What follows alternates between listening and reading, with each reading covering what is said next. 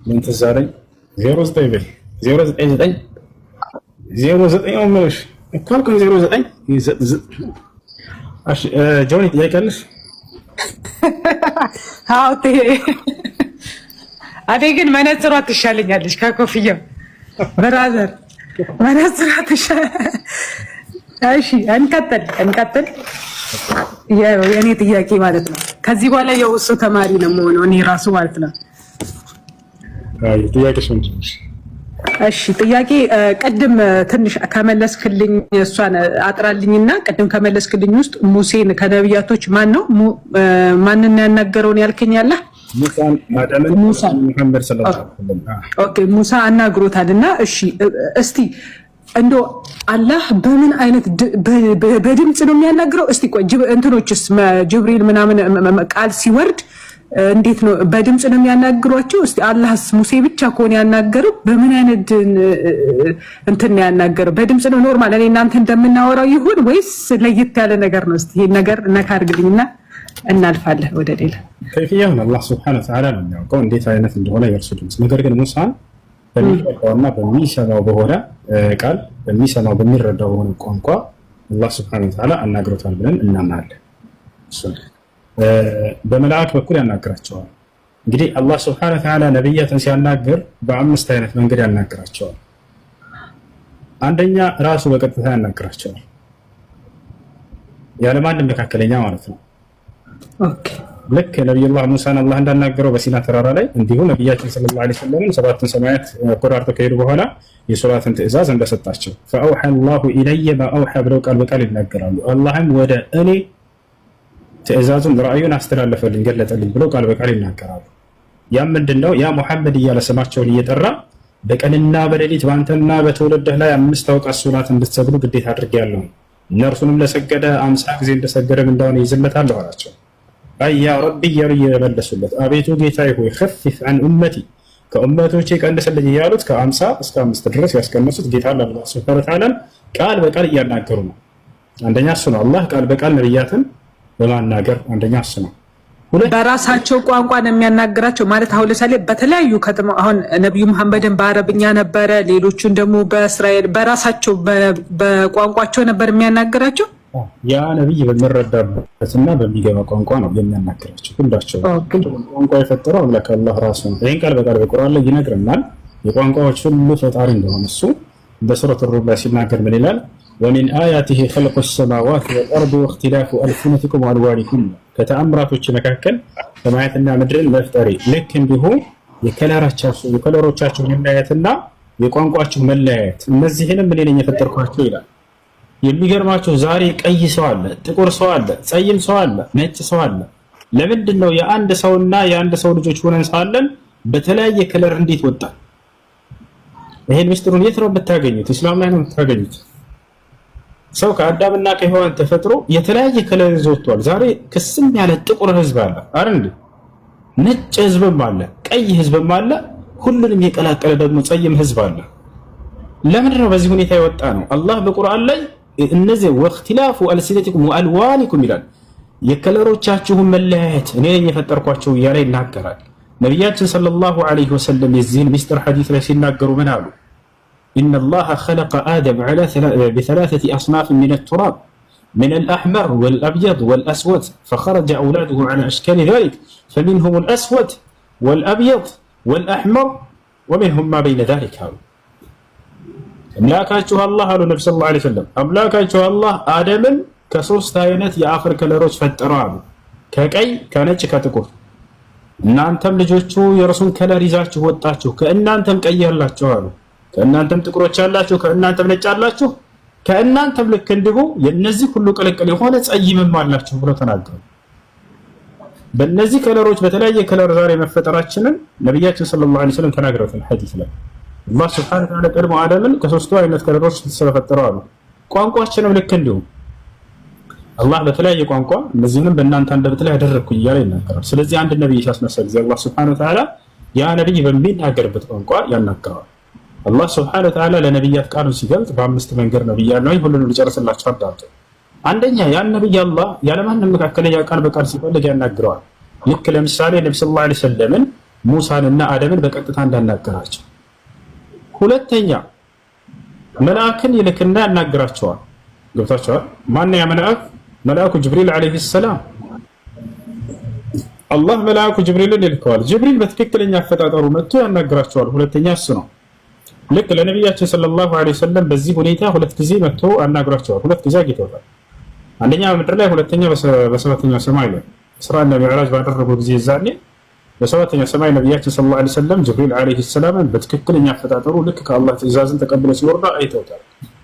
ወለቀድ ረአሁ ነዝለተን ኡኽራ እያለ አላህ ይህን በቁርአን ላይ ይመሰክርላቸዋል። አፈቱማሩነሁ ዐላ ማ የራ ባየው ነገር ሙሐመድን ትጠራጠሩታላችሁ? ሆነ እንዳትጠራጠሩት። ወለቀድ ረአሁ ነዝለተን ኡኽራ በእርግጥም በሌላኛው ስፍራ ዳግም ጅብሪልን አይቶታል ብሎ አላህ መስክሮላቸዋል።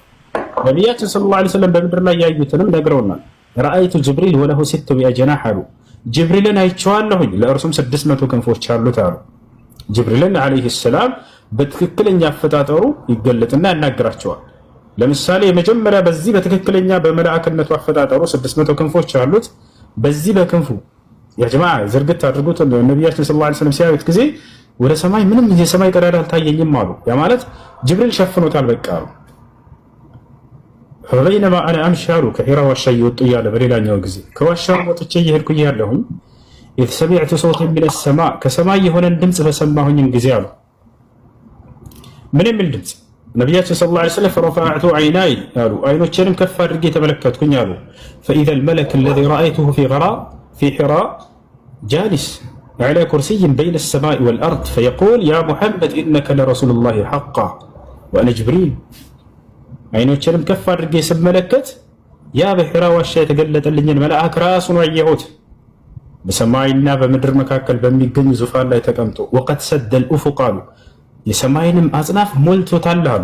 ጭራሽ ቀጥ ብለው ሲያዩ ነብዩ ሰለላሁ ዐለይሂ ወሰለም ሰማይ አይታይም፣ ደፍኖታል። ጅብሪል በጣም ግዙፍ መልአክ ነው። በዚያ ነቢያችን ሰለላሁ ዐለይሂ ወሰለም ሐዲስ ላይ ምን አሉ? ቃለ ነቢይ ሰለላሁ ዐለይሂ ወሰለም ከዚያ በኋላ ምን አሉ ነቢያችን ሰለላሁ ዐለይሂ ወሰለም? ፈቃለ ሊ ለእርሳቸው ምን አላቸው? ያ ሙሐመድ ሆይ ኢነከ ለረሱሉላሂ ሐቃ አንተ በእውነት የአላህ መልእክተኛ ተደርገህ ተመርጠሃል አላቸው። ስለዚህ ይህን ቃል መልአኩ ጅብሪል ዓለይሂ ሰላም በትክክለኛ አፈጣጠሩ መጥቶ ያበሰረባቸው፣ ለዚያውም ትልቅ የነቢይነት ማዕረጋቸውን ያበሰራቸው በትክክለኛ በመልአክ ማንነቱ መጥቶ ነው ማለት ነው። ሁለተኛ ይሄ ነው። ሶስተኛ ከአላህ ዘንድ ቃል የሚገለጥበት ራእይ የሚገለጥበት መንገድ ምንድን ነው ከተባለ መልአኩ ጅብሪል ዓለይሂ ሰላም በሰው ተመስሎ በመምጣት ዲሕያ አልከልቢ የተባለ ታላቅ ሰሃባ አለ። እጅግ በጣም የሚያምር ሰሃባ።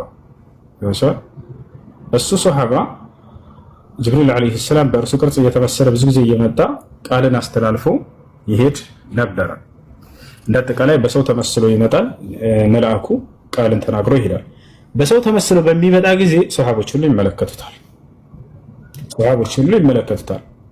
ዑመር ብን አልኸጣብ እንደተናገረ ይፈሻላል።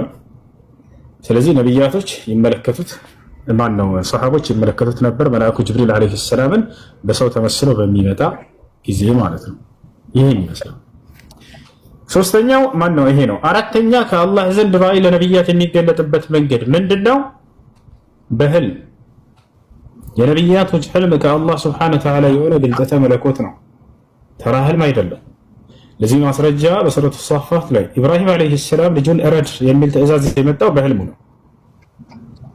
ፈለማ በለገ መዐሁ ሰዕየ ቃለ ያ ቡነየ ኢኒ አራ ፊል መናሚ አኒ አዝበሑከ ፈንዙር ማዛ ተራ ቃለ ያ አበቲ ፍዐል ማ ቱእመር ሰተጅዱኒ ኢንሻአላሁ ሚነ ሰቢሪን ፈለማ አስለማ ወተለሁ ሊልጀቢን ወናደይናሁ አን ያ ኢብራሂም ቀድ ሰደቅተ ሩእያ ኢና ከዛሊከ ነጅዚል ሙሕሲኒን ኢላ አኺሪል አያት።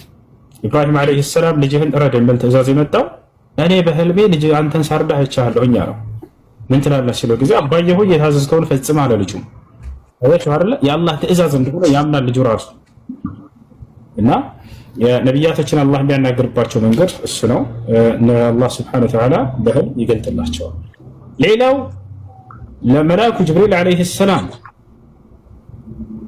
በልባቸው ላይ ቃልን አስርጾ የመሄድ ስራ ይሰራል።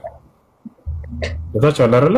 አያዩትም፣ በመልአክ ማንነቱም በሰው ማንነቱ አያዩትም። ያን ቃል ግን አስርጾላቸው በልብ ላይ የማስረጽ ስራ አድርጎ ይሄዳል። የማለት ከዛኛው የሚለየው ምንድነው? ያኛው እስካሁን የነገርኳቸው ያናገራቸዋል፣ ድምፁን ይሰሙታል። በሰው ተመስሎ ሲመጣ፣ መልአክ ተመስሎ ሲመጣ። አሁን ግን ነቢያችን ሰለላሁ ዐለይሂ ወሰለም በልባቸው ላይ ነው ያን ቃል አሳርፈው ይሄዳል። በዚህ ማስረጃ ነቢያችን ሰለላሁ ዐለይሂ ወሰለም ሐዲስ ላይ ምን አሉ? ኢነ ሩሐል ቁዱስ ነፈኸ ፊ ረውዒ ይላሉ። መንፈስ ቅዱስ አሁን ቃልን በልቤ ላይ አስተላልፎልኝ ሄደ ይላሉ። መንፈስ ቅዱስ ብለው ጠሩት በዚህ ጊዜው ማለት ነው። መንፈስ ቅዱስ የመልአኩ ጅብሪል ዐለይሂ ሰላም ሌላኛው መጠሪያው ነው። ቁል ነዘለሁ ሩሑል ቁዱስ እያለ አላህ ሱብሓነሁ ወተዓላ ይናገራል በቁርአን ላይ እና መንፈስ ቅዱስ በልቤ ላይ ቃልን አስረጾልኝ ሄደ ይላሉ። እና እነዚህ አምስቱ አምላክ ለነቢዩ ሰለላሁ ዐለይሂ ወሰለም ቃልን ሲገልጥባቸው የነበሩ መንገዶች ናቸው ማለት ነው።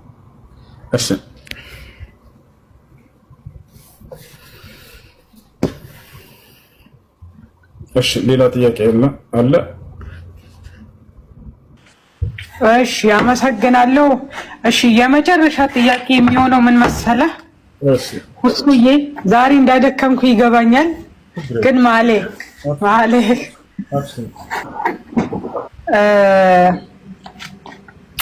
እስቲ አሁን አላህ ሱብሃነሁ ወተዓላ በቂያማ አይገለጥም። አላህ ሱብሃነሁ ወተዓላ የምናየው ጀነት ውስጥ ብቻ ነው ብለናል፣ እስካሁን ከነገርከኝ ውስጥ አይደለ? ስለዚህ አሁን ሱረቱል ፈጅርን በደንብ ግልጽ እንድታደርግልኝ 22 ላይ ያሉትን ነገሮች 22 ላይ ያለችውን ነገር በደንብ ለራሱን ጠይቄያለሁኝ፣ ግን ሞር በደንብ ግልጽ አንተ እንድታደርግልኝ ስለፈለኩኝ ነው። እስቲ እና እሱን አንስተን ሐዲስ ላይ ደግሞ ምን ይላል፣ ሐዲስ ምን ይላል፣ ቁርአን ምን ይላል፣ ሐዲስ ምን ይላል የሚለውን እናያለን። እስቲ ግልጽ ታደርግልኛለህ? ሱረቱል ፈጅር ላይ ወጀዐ ረቡከ ሰፈን ሰፋ የሚለውን አካባቢ ማለት ነው። መልካም ወጀዐ ረቡከ ጌታህም መጣ ይላል። መምጣቱን ለመግለጽ ነው። እንደሚመጣ ለፍርድ የዛኔ ወንጀል ወልመለኩ መላእክቶችም እንዲሁ ሰፈን ሰፋ መስመር ሰፍተው ይመጣሉ። ነቢያችን ሰለላሁ ዐለይሂ ወሰለም ያን ሐዲስ ላይ ተናግረውታል። አላህ ሱብሓነሁ ወተዓላ የፍርድ ቀን ፍርድ ሊሰጥ በባሪያዎቹ መካከል ይመጣል። ዛሬ እንደምናየው አይደለችም ምድር፣ ይህች ዓለም ትቀየራለች። አላህ ሱብሓነሁ ወተዓላ እዛኔ ሌላ ነጭ ዓለም ይፈጥራል። ነጭ ምድር ተራራ የሌላት ምናምን እንደዚህ አባጣ ጎርባጣ የሌለባት። ይህንን አላህ እንደሚቀይራት ይችን ዓለም ሲናገር ምን ይላል? የውመ ቱበደሉል አርዱ ገይረል አርድ፣ ከዚች ምድር ሌላን ምድር በሚቀይር ጊዜ እያለ አላህ በሱረቱል ኢብራሂም መጨረሻው ገጽ ላይ ይናገራል። ወሰማዋት፣ ሌላም ሰማያቶች ይቀየራሉ፣ እነዚህ ዓለም ይጠፋሉ። ይሳል ወበረዙ ሊላሂል ዋሂዲል ቀሃር፣ አንድና ሁሉን አሸናፊ ተቆጣጣሪ ለሆነው ለአንድ አምላክ ብቻ ይገለጣሉ የዛኔ ፍጥረታት እያለ ይናገራል። የዛኔ አላህ ስብሐነሁ ወተዓላ በባሪያዎቹ መካከል የጂ ረብ ስብሐነሁ ወተዓላ ሊፈስል ልቀዳኢ በይነ ልዒባድ፣ በባሪያዎቹ መካከል ፍርድን ሊሰጥ ይመጣል። አላህ ስብሐነሁ ወተዓላ መላእክቶች ይመጡና ሶፈን ሰፋ መስመር ይሰራሉ ማለት ነቢያችን ሰለላሁ ዐለይሂ ወሰለም ሐዲስ ላይ ሲያብራሩት ይህን የቁርአን አንቀጽ ምናሉ ሰዎች የዛኔ ፍጥረታት ሰውና ጅኖች ተቀለይን በአንድ ሜዳ ላይ ይሆናሉ። በአንድ ሜዳ ላይ ሆነው መላእክቶች ቀጥታ ይመጣሉ፣ መስመር ይሰሯቸዋል። 7 መስመር ይሰሯቸዋል። ያ ጀማዓ ይከባቸዋል። የውመ የቁሙ ሩሑ ወልመላኢከቱ ሰፈን ይላል። መላእክቶች እንዲሁም ደግሞ አሩህ መልአክ ጅብሪል ዐለይሂ ሰላምን ነው ሩህ የሚለው። እነሱ መስመር ሰርተው ይመጣሉ። የሰው ልጅ መካከል ላይ ትሆናለች ፍጥረታት። መላእክቶች 7 ዙር ይሰሩታል። ወዴትም አይሄድም የሰው ልጅ እዛኔ። ከዚያ ጀሃነምም ትመጣለች አሉ ነቢ ሰለላሁ ዐለይሂ ወሰለም። ይጃኡ ቢጀሃነም የውመል ቂያማ፣ የትንሣኤ ቀን የዛኔም ቀን በጀሃነም ትመጣለች። ጀሃነም ይዟት ይመጣሉ። ማን ይዟት የሚመጣው? አልመላኢካ መላእክቶች። ለሃ 70,000 ዚማም፣ ለእርሷም 70,000 ልጓሞች አሏት አሉ ነቢ ሰለላሁ ዐለይሂ ወሰለም። ወመዐ ኩሊ ዚማም 70,000 መለክ የጅሩነሃ፣ ከእያንዳንዱ ልጓምም ጋር 70,000 መላእክቶች አሉ የሚጎትቷት። ለምን የሚጎትቷት? የሚይዟት ሄዳ እነዚያ የማሕሸር ሰዎችን ከሃዲያኖችን መዋጥ ትፈልጋለች፣ መቅጣት ቶሎ ትፈልጋለች። እነዚያም ይይዟታል። አላህ በቁርአን ላይ ኢዛ ረአትሁም ሚን መካኒን በዒድን ሰሚዑ ለሃ ተገይዘን ወዘፊራ ይላል። ኢዛ ረአትሁም ሚን መካኒን በዒድ፣ ከሩቅ ስፍራን በምታያቸው ጊዜ ጀሃነም ይዛኔ ሰሚዑ ለሃ ተገይዘን ወዘፊራ፣ ለእርሷ የቁጭትን ድምፅና ዘፊር ማለት ልክ አህያ ጮሆ ይልና ብሎ የሚጮሆ ድምፅ አለ አይደለ? በጣም እየጮሆ የሚያወጣው የዚህ አይነትን ድምፅ ይሰሙላታል ለጀሃነም። ለምን? እነርሱን ቶሎ መብላትና ቱሪድ አን ተብተሊዐሁም መዋጥ ትፈልጋለች ከሃዲያኖች። ቶሎ አላህ ሱብሓነሁ ወተዓላ የካደን አካል መቅጣት ትፈልጋለች። እዚህ መላእክቶች ጎትቷታል። ያን ይመለከታል የዛኔ ሰዎች ቦታቸው አለ እና ይሄን ይመስላል። አላህ ሱብሓነሁ ወተዓላ የዛኔ ኢነላህ የሕኩሙ በይነሁም የውመል ቂያማ እያለ ብዙ ቦታ ላይ ተናግሯል። የትንሣኤ ቀን በሰዎችን መካከል ነው ፍርዳቸውን ይሰጣቸዋል። እሺ ሁሶዬ አሁን ይኸውልህ እዚህ ጋር አሁን ግልጽ እንድታደርግልኝ የፈለግኩት ምን መሰለህ፣ በፍርድ ለመስጠት በባሮቹ መካከል ይመጣል አይደለ? ጨርሽሽ ጥያቄሽ ይመጣል ግን አናየውም ነው። አሁን ለምሳሌ ይመጣል ግን አናየውም ነው። ኦኬ ማን ያየዋል የሚለው እንትን በስ የሚያየው ማን ነው ከተባለ የዛኔ የትንሣኤ ቀን አማኞች ናቸው የሚያዩት እንጂ ከሃዲያኖች አያዩት። ከሃዲያኖች እንደማያዩት በቁርአን ላይ ይናገራል።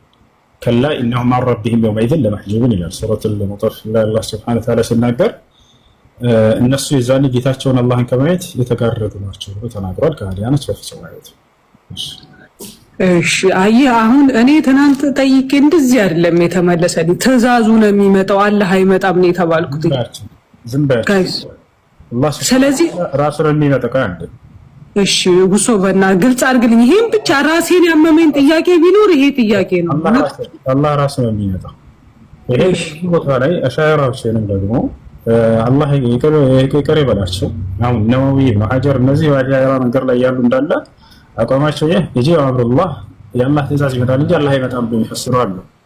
هذا تأويل فاسد الله سبحانه وتعالى له صفة المجيء የመምጣት ባህሪ ያለው ይመጣል። አመጣጡ እንዴት ነው? እንደኛ እንደ ሰዎች ነው ወይ? አይደለም።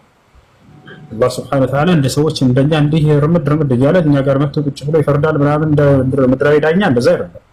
የታመጣጡ እርሱን ከይፍያውን አላህ Subhanahu Wa Ta'ala ነው የሚያውቀው። ግን ይመጣል የሚለውን ቃል በቁርአን ላይ እስከተቀመጠ ድረስ ይመጣል ብለን ነው። አይዋ ስለዚህ ሱረቱል ፈጅር ጌታ ትእዛዙ በመጣ ጊዜ የሚለው ጌታ ይመጣል አይደል? ቴንኪው ሙሶዬ ቴንኪው በቃ ተመልሶልኛል። በቃ አይመጣም ስላሉኝ ብዙ ኡስታዞች ጠይቄ አይመጣም ትእዛዙ ነው የሚመጣው ስላሉኝ በጣም ለዛ ነው በጣም ለማመሰግነው። እሱዬ በጣም ራሴን ያመመኝ ጥያቄ ነበር ይሄ ጥያቄ። እንዴት ቁርአን እንደዚህ እያለ እንዴት አይመጣም ትሉኛላችሁ? ትእዛዙ እንዴት ይመጣል ትሉኛላችሁ? ትእዛዙ ቢሆን ከአላህ ትእዛዙ በመጣ ጊዜ ነበር የሚለው እዛ ጋር ቃሉ ግን ጌታህ ነው የሚለው ከጌታህ አይልም። ጌታህ ነው የሚለው ደጋግሜ አንብቤዋለሁ እና አይደለም ትእዛዙ ነው። ብዙ ኡስታዞች መተው እኔ ቤት ላይ ማለት ነው ሁሶ ወላ ዝም በያቸው እና እሺ በቃ በጣም ነው የማመሰግነው።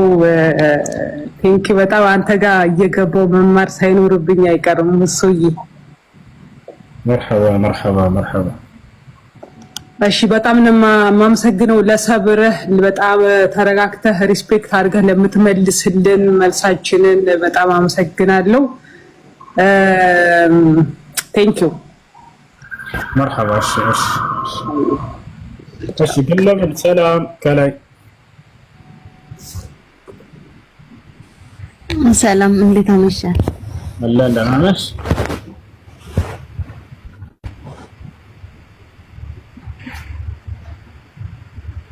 እሺ አይሰማም? ይሰማል። ጥያቄ አለሽ? ጠይቂ። ያው ጥያቄ ሁለት ጥያቄ አለኝ። እሺ ኦኬ፣ እድሉን ስለሰጠኝ አመሰግናለሁ። በእውቀት ላይ ጨመረልህ፣ ፈጣሪ ይጠብቅህ። ሹክራን፣ እናመሰግናለን።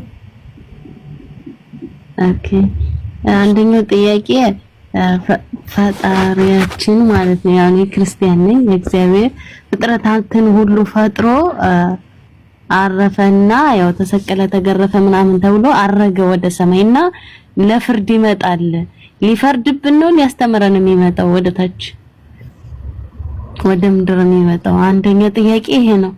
እሺ ሁለተኛ ጥያቄ ደግሞ መላእክቶች አሉ አይደል? እነ ገብርኤል፣ ጅብሪል የምትሉት ሚካኤል፣ ማርያም ምናምን እና የመድኃኒዓለም ኢየሱስ ክርስቶስን ስዕል ማን ነው የሳለው? ለመጀመሪያ ጊዜ ስዕላቸውን ስሎ እንድንሰግድላቸው እንድናመልካቸው። ያው ስግደት ሁለት አይነት ስግደት አለ፣ የአምልኮትና የአክብሮት የሚባል እና እኔ ለመማር ነው እንጂ ዕውቀት ኑሮኝ አይደለም ወንድም።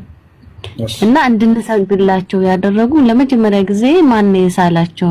ይሄን ታብራራልኛለህ? እሺ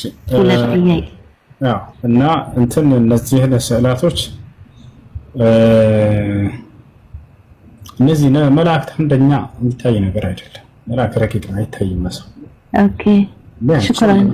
ነብያት ናቸው የሚያቸው። ነብያት ደግሞ እነዚህ ስለው ለህዝቦቻቸው አይሰጡም።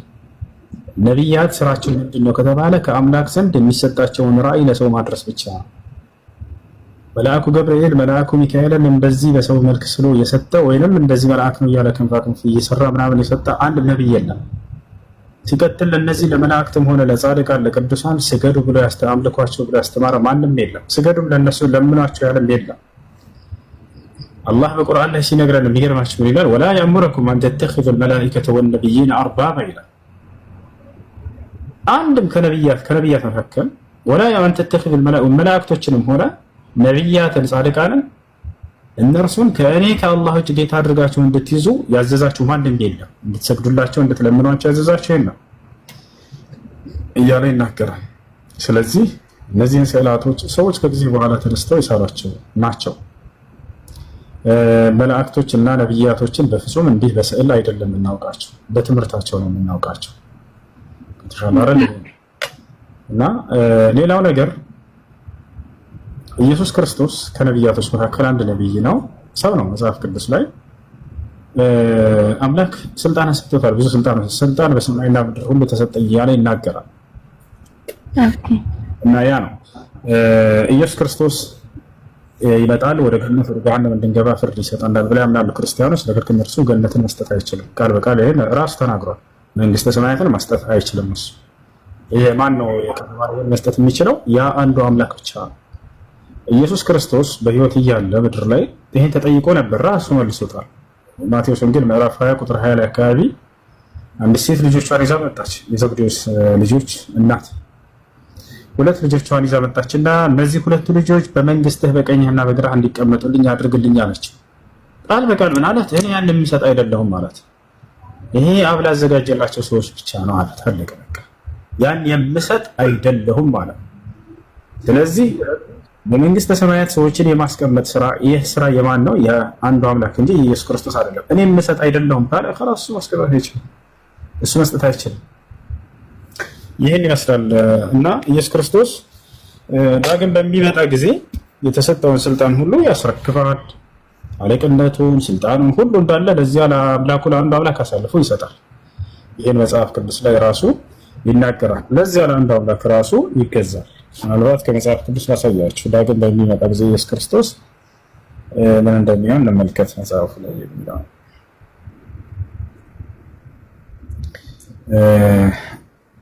እሺ አንደኛ ቆሮንቶስ ምዕራፍ 15 ቁጥር 28 ላይ ስትሄዱ ጊዜ ክርስቶስ እዚህ ቦታ ላይ በኋላም ይላል መንግስቱን ለእግዚአብሔር ለአባቱ አሳልፎ በሰጠ ጊዜ ይላል አለቅነትንም ሁሉ ስልጣንንም፣ ተመልከት፣ አለቅነትንም ሁሉ ስልጣንን ሁሉ ኃይልንም በሻረ ጊዜ ፍጻሜ ይሆናል አለ። እነዚህ ሁሉ እንዳለ ይሻራሉ ማለት ነው። በተሰጥኦ ያገኘው ነገር ነው። ገብቶሻል አይደል? ስለዚህ ኢየሱስ ክርስቶስ መንግስትን፣ አለቅነትን እነዚህን ሁሉ እንዳለ አሳልፎ ይመልሳቸዋል። ተውሶ ነው፣ ተሰጥቶ ነው። ይህ ፍጡር መሆኑን የሚያሳይ ነው። በነገራችን ላይ ቀጥሎ ጭራሽ ለዚያ ለአንዱ አምላክ ይገዛል ኢየሱስ ክርስቶስ። ሁሉ ከተገዛለት በኋላ ግን እግዚአብሔር ሁሉ በሁሉ ይሆን ዘንድ በዚያን ጊዜ ልጁ ራሱ ደግሞ ሁሉን ላስገዛለት ይገዛል። ማን ነው ለኢየሱስ ክርስቶስ ሁሉን ያስገዛለት? ያ አንዱ አምላክ አይደለ? ከዚያ በኋላ መልሶ ልጁ እንደገና ሁሉን ላስገዛለት ለዚያ ለአንዱ አምላክ ይገዛል። ይህ መቼ ነው የሚሆነው ከተባለ የዘመኑ ፍጻሜ ላይ ነው። እንግዲህ ኢየሱስ ክርስቶስ የተሰጠውን ሁሉ የሚያስረክብ መሆኑ የተሰጠ መሆኑ ፍጡር መሆኑን የሚያሳይ ነው። አምላክ ቢሆን እነዚህን ስልጣናት አይሰጥም፣ አያስረክብም። ምክንያቱም የአምላክ ባህሪው ናቸው እነዚህ ስልጣናቶች። ጌትነት ስልጣኑ ነው፣ መንግስትነት ስልጣኑ ነው፣ ኃይልም ስልጣኑ ነው። እነዚህን ሁሉ ግን ለእግዚአብሔር አሳልፎ ይሰጣል እያለ ነው መጽሐፍ ቅዱስ። ለማን ነው የሚሰጠው? ሁሉን ለሰጠው ለዚያ ለአንዱ አምላክ አስረክቦ ይሰጣል። የዛኔ ምንም ነገር አይኖረውም፣ ባዶ ይሆናል። ያስረክባል። የምንነትን ያሳያል፣ ፍጡር መሆኑን ያሳያል። አምላክ ቢሆን በፍጹም እነዚህ ነገራቶች የሚሰጥና የሚነጠቅ የሚመልስም አይደለም። ይሄን ይመስላል። ኦኬ ወንድሜ እጅግ አድርጌ አመሰግናለሁ። አሁንም በእውቀት ላይ ይጨምርልህ። ኦኬ ስልጣን የሰጠው እስከመቼ ነው የሚመጣ? ስለምንድን ነው አሁን? ኦኬ አርጓል፣ በማረጉም ነግረኛል። ይመጣል። ለምን ነው የሚመጣው? እንደኛ ሊፈረድበት ነው ወይስ ሊፈርድብን ነው ወይ ሊያስተምረን ነው? ስልጣንስ የሰጠው ሊያስተምረን ነው? እስከመቼ ሊያገለግል ነው ስልጣን የተሰጠው ለኢየሱስ ክርስቶስ? እንግዲህ ይህ ዳግም እስከሚመጣበት ጊዜ ድረስ ነው። ስለ ኢየሱስ ክርስቶስ መምጣት ስናወራ ጊዜ አንደኛ የሚመጣበትን ቀን ራሱ አያውቅም። በጣም ያሳዝነው። ኢየሱስ ክርስቶስ ስለ ምጽአተ ዓለም ቀን እየተናገረ ምልክቶችን ሁሉ ከተናገረ በኋላ ምን አለ? ነገር ግን ስለዚያች ቀንና ስለዚያ ሰዓት ከአንዷ ከአብ በቀር ወልድ ልጅም ቢሆን የሰማይ መላእክትም አያውቁም እያለ ይናገራል። የምጽአተ ዓለም ቀን ከአንዱ አምላክ ዘንድ ብቻ ነው ያለው እውቀቱ። ማርቆስ ወንጌል ምዕራፍ 13 ቁጥር 32።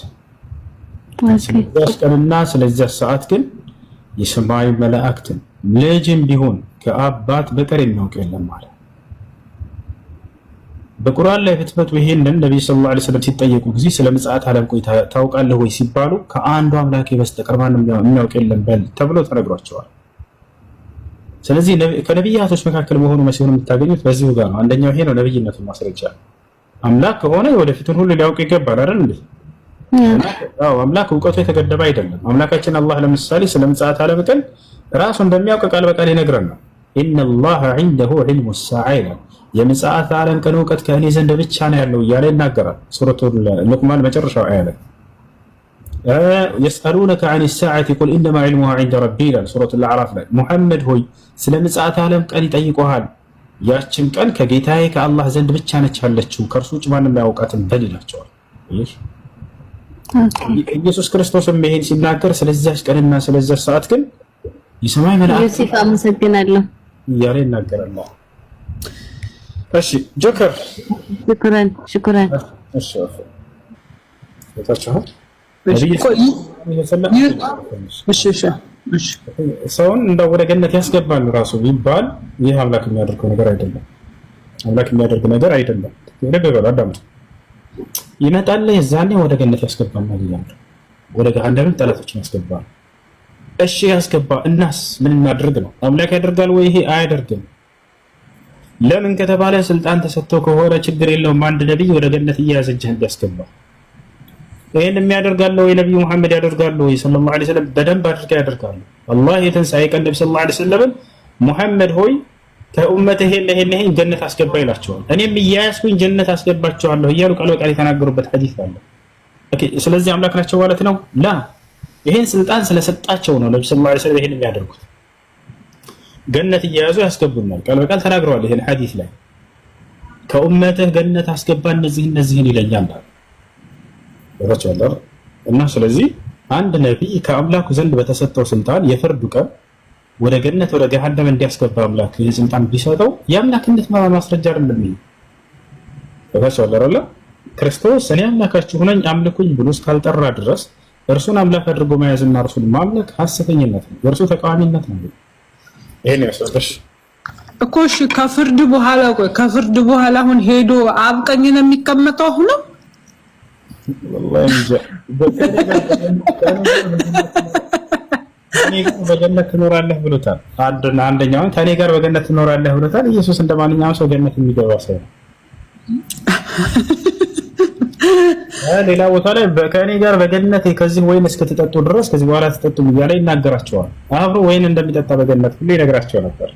ወይንን እያጠጣቸው እያለ ዳግም በገነት በመንግስተ ሰማያት ይሄን እስክንጠጣ ድረስ እያለ ይነግራቸዋል። አብሮ ይጠጣል፣ በገነት ይኖራል። እንደዛ ነው መጽሐፉ የሚያሳየው። አብሮ የሚኖረው ከማን ነው? ከአብ ጋር ነው? ላርና ከልጆች ከሰዎች ጋር እንጂ በገነት እኖራለሁ እያለ ነው። እንግዲህ ገነት ውስጥ የፍጥሮች መኖሪያ ነች። ገነት የፈጣሪ መኖሪያ አይደለችም እኮ። ከኛ ጋር አብሮን ከኖረ ታዲያ አምላክነቱ የቱ ጋር ሁሶ? እሱ ነው እንግዲህ ከባድ ነው። ከላይ ጥያቄ ያላችሁ ልጆች ይሃ ወይ ሰላም አለይኩም። ወአለይኩም ሰላም ወራህመቱላሂ ወበረካቱ።